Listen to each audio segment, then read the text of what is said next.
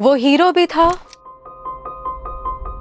और विलन भी, मसीहा भी था और कातिल भी, मददगार भी था और फ्रॉडिया भी, रहमदिल भी था लेकिन जालिम भी। उसने मजहबी लिबास पहनकर आश्रम बनाया, लोगों की खिदमत भी की और फिर उन्हें जहर देकर मार भी डाला। कौन था ये शख्स? ऐसा क्यों कर रहा था? और फिर इसका अंजाम क्या हुआ? आज की स्टोरी है भारत से ताल्लुक रखने वाले एक बाबा की, जो दरख्तों के नीचे से उठकर महलों में पहुंच गया। मैं हूं कोमल अब्बासी और आप देख रहे हैं थिंक क्राइम की एक और थ्रिलिंग एपिसोड।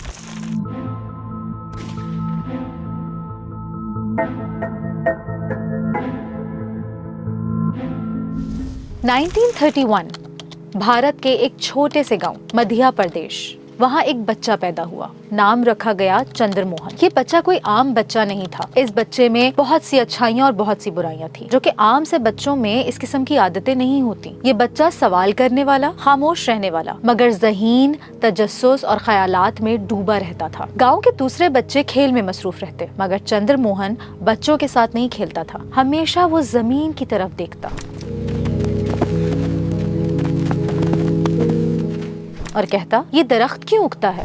मैं कौन हूँ और इस दुनिया में किस मकसद की खातिर आया हूँ?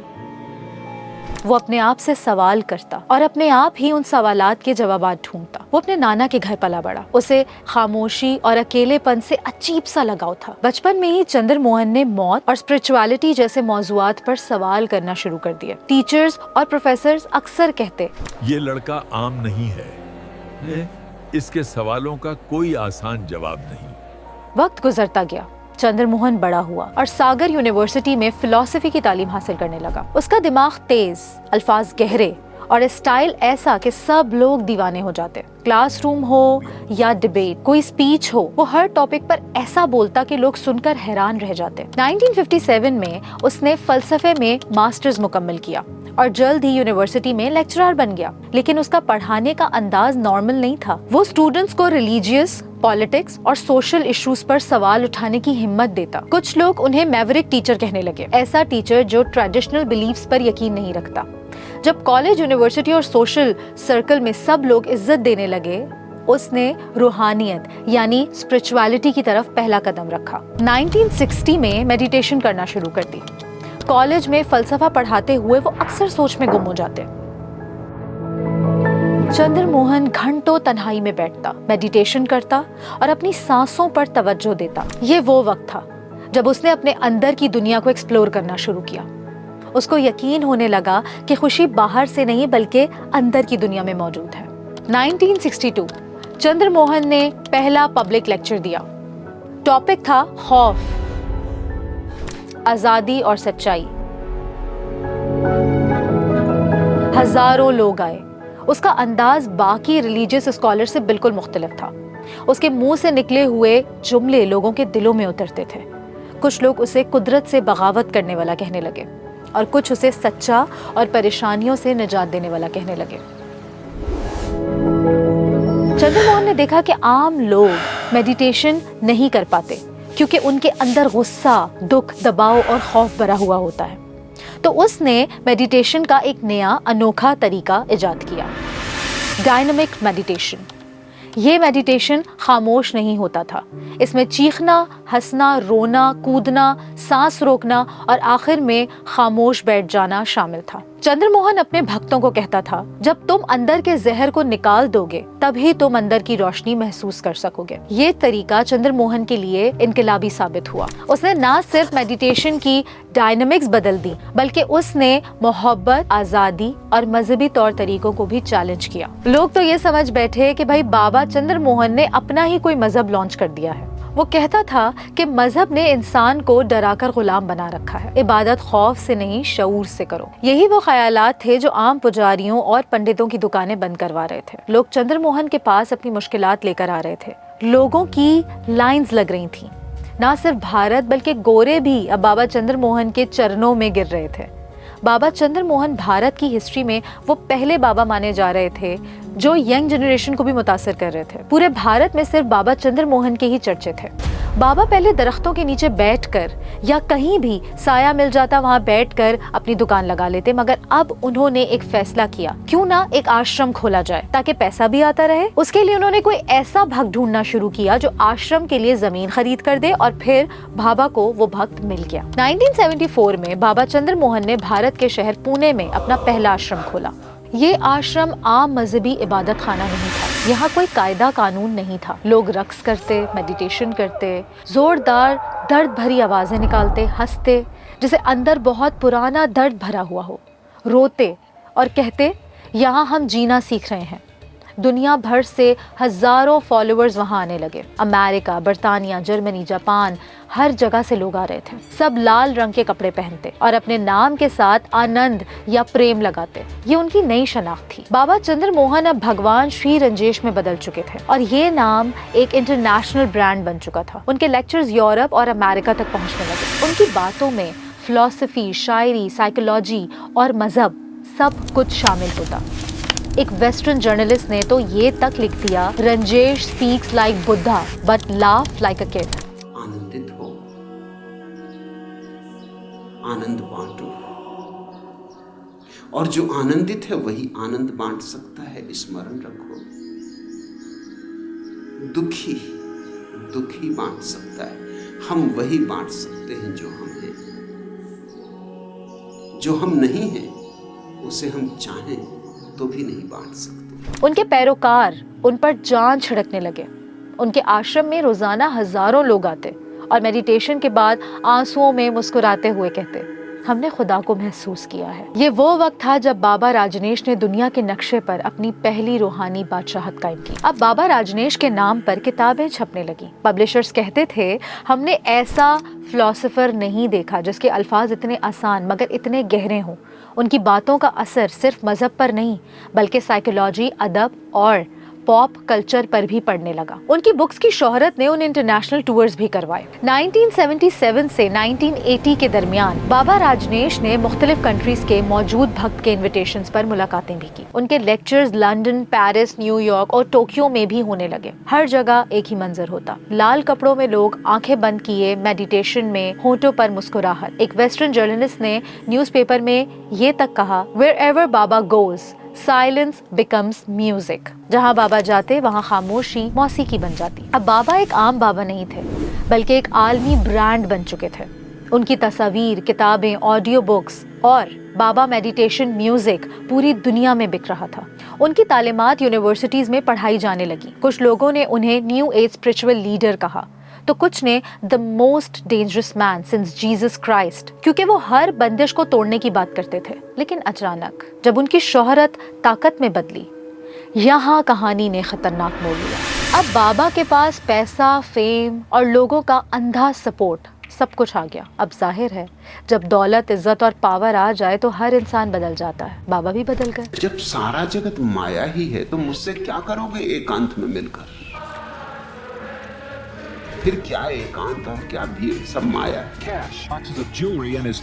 कैसी बहकी बहकी बातें कर रहे हैं। बाबा ने भारत छोड़ने का फैसला किया। वजह बताई कि बाबा की हेल्थ कंडीशन खराब हो गई है। अब भारत की आबो हवा उनको बर्दाश्त नहीं, मगर असल वजह कुछ और थी। बाबा के पास पावर और पैसा दोनों आ गया था, तो अब भारत की आबो हवा भी बीमार ही करेगी। लेकिन असल में वो भारत की हुकूमत से तंग आ चुके थे। इंडियन गवर्नमेंट ने देखा बाबा सही पैसा छाप रहे हैं तो गवर्नमेंट ने भारी टैक्सेस लगाना शुरू कर दिए। ये बात बाबा से बर्दाश्त नहीं हुई। फिर बाबा ने अपना शहर बसाया, दिल में नहीं बल्कि हकीकत में, इस जमीन पर। हुआ यूं कि बाबा के हजारों फॉलोअर्स ने चंदा जमा किया। अमेरिका की रियासत ऑरेगन में एक बड़ी जमीन खरीदी, तकरीबन 60,000 एकड़ का इलाका। यहाँ उन्होंने एक नया शहर बनाने का फैसला किया। ये सिर्फ एक आश्रम नहीं था बल्कि एक मुकम्मल शहर जहाँ बैंक, स्कूल, एयरपोर्ट, अस्पताल और यहाँ तक के पुलिस भी थी। दुनिया के हर कोने से यहाँ आकर लोग बसने लगे। लाल कपड़ों में मलबूस सन्यासी गाते, नाचते, मेडिटेशन करते और कहते, यही है जन्नत जमीन पर। अब बाबा की सल्तनत तो खड़ी कर दी थी, मगर इस सल्तनत की बाग दौड़ संभालने के लिए किसी का इंतजार था। और फिर एंट्री होती है एक औरत की। इस सल्तनत की बाग दौड़ बाबा ने एक औरत के हाथ में दे दी। उसका नाम था माँ अनंतशीला। वो चालाक, ज़हीन और बेहद पावरफुल औरत थी। बाबा ने खामोशी इख्तियार कर ली, दुनिया से बातचीत बंद कर दी और शीला को तमाम फैसलों का इख्तियार दे दिया। मतलब ये कि शीला बाबा की राइट हैंड बन गई थी। शीला ने चंद सालों में राजनेशपुरम को एक सख्त डिसिप्लिन वाले शहर में बदल दिया। वो हर फैसले में बाबा की मर्जी का नाम लेती, मगर दरअसल तमाम ताकतें उसी के हाथ में थी। और फिर यहाँ से पैसे और सियासत का खेल शुरू होता है। राजनेशपुरम आश्रम एक रूहानी जगह के बजाय जल्द ही एक कारोबारी सल्तनत बनने लगी। दुनिया भर से लोग आ रहे थे। डोनेशंस के नाम पर करोड़ों डॉलर जमा होने लगे। खवातीन अपनी ज्वेलरीज उतार उतार कर चंदे के नाम पर बाबा के चरणों में रखने लगी। शीला ने उन पैसों से सैकड़ों महंगी महंगी गाड़ियां खरीदी, बाबा को गिफ्ट की। जल्द ही बाबा के पास 93 रोल्स रॉयस थी। दुनिया में किसी भी बाबा के पास इतना पैसा और अयाशी नहीं थी। मीडिया ने उन्हें द रोल रॉयस गुरु कहना शुरू कर दिया। मीडिया तो जिसको चाहे हीरो बना दे और जिसको चाहे विलन बना दे। मगर जिस जमीन पर बाबा ने ये आश्रम बनाया, वहाँ की लोकल कम्युनिटी से बाबा का टकराव और लड़ाई झगड़ा शुरू होने लगा। लोकल कम्युनिटी का कहना था कि बाबा ने हमारी जमीन पर कब्जा किया है। ये जमीन जिन लोगों की थी, बाबा ने उनकी पेमेंट भी पूरी नहीं की। जिस जमीन पर बाबा ने अपना आश्रम बनाया, वो एक छोटे अमेरिका के कस्बे में था। लोकल कम्युनिटी के लोग जब बाबा के पास आते तो वहाँ के मुकीम खौफजदा हो जाते। उन्हें लगा कि ये मजहब के नाम पर हमारी जमीनों पर कब्जा हो रहा है। फिर बाबा के फॉलोअर्स ने सियासत में कदम रखा ताकि बाबा के खिलाफ उठने वाली आवाजों को दबा सके। बाबा के फॉलोअर्स ने टाउन के इलेक्शन लड़े और भारी वोटों से इलेक्शन भी जीत लिया और पूरे टाउन को अपने कब्जे में कर लिया। जब सियासी मुखालफत बढ़ी और इलेक्शन में खड़े होने वाले कैंडिडेट ने फैसला किया, इस इलेक्शन में हर हाल में बाबा को हराना जरूरी है। अगर ये टाउन की इलेक्शन जीत गया तो इस टाउन पर मुकम्मल कब्जा बाबा का होगा। यहाँ बाबा की सेक्रेटरी शीला ने खतरनाक प्लान बनाया। राजेशपुरम आश्रम और बाबा के फॉलोअर्स ने सैल्मोनेला बैक्टीरिया नामी जहर 11 रेस्टोरेंट्स के खानों में मिला दिया ताकि करीबी टाउन के लोग बीमार हो जाएं और वोट देने ना जा सकें। तकरीबन 750 लोग बीमार पड़ गए। ये वाकया अमेरिका की तारीख में सबसे बड़ा बायो टेररिज्म कार्रवाई करार दिया गया। बाबा के खिलाफ टाउन में अफवाहें तो वैसे ही गर्दिश कर रही थी। अब पुलिस ने भी बाबा के खिलाफ तहकीकात करना शुरू कर दी। FBI ने राजनेशपुरम आश्रम पर छापा मारा। बाबा की सेक्रेटरी को पता चल गया कि पुलिस को खबर हो गई है। बाबा ने शीला और उसके साथियों को कहा, तुम लोग कुछ दिन के लिए अंडरग्राउंड हो जाओ, क्योंकि रेस्टोरेंट्स में जहर शीला और उसके साथियों ने ही मिलाया था। शीला और उसके साथी मौका देखते ही आश्रम से फरार हो गए। पुलिस ने आश्रम की तलाशी ली। छुपे हुए टेप रिकॉर्डर्स, वेपन्स, जहरीली दवाइयां और माइक्रोफोन्स बरामद हुए। पुलिस को यकीन हो गया इन सब के पीछे शीला नहीं बल्कि बाबा खुद है। शीला तो बस उसके कहने पर सब कुछ कर रही थी। पुलिस ने बाबा से पूछताछ शुरू कर दी। बाबा की गिरफ्तारी आसान नहीं थी। पुलिस बगैर एविडेंस, बगैर वारंट गिरफ्तारी के बाबा को हाथ भी नहीं लगा सकती थी और बाबा के फॉलोअर्स भी भड़क जाते। बाबा से बदतमीजी करता है, बाबा से। बाबा ने देखा कि पुलिस ने सारा माल जब्त कर लिया और वो सारा माल बाबा ही के आश्रम से मिला। अब मामला बाबा की इज्जत का था। बरसों से कमाई हुई दौलत और इज्जत सब लम्हे भर में खाक हो जाती। बाबा ने सोचा अगर वो इनकार करेगा तो उसका बचना मुश्किल होगा। फिर बाबा ने खामोशी तोड़ दी। ये सब मेरी सेक्रेटरी शैला का किया हुआ है। मैं बेकसूर हूँ। सारा इल्जाम बाबा ने अपनी ही सेक्रेटरी पर डाल दिया, जिसने सारी जिंदगी बाबा के हुक्म पे गुजार दी और वफादारी निभाई। बाबा के बयान के बाद पुलिस ने शीला को भी अरेस्ट कर लिया, मगर बाबा की किस्मत ने साथ नहीं दिया। पुलिस ने बाबा को भी गिरफ्तार कर लिया और चार्जशीट में इल्जामात भी सख्त लगाए ताकि सारी जिंदगी जेल में सड़े। बाबा की चार्जशीट में इमिग्रेशन कवानीन की खिलाफ वर्जी, गलत वीज़ा, लोगों को धोखा देना, बिल्डिंग, प्रॉपर्टी और जगह को आग लगाने के इल्जामात शामिल थे। ये सब बाबा ने अपनी सेक्रेटरी शीला से करवाए। 1985 में बाबा को हिरासत में लिया गया।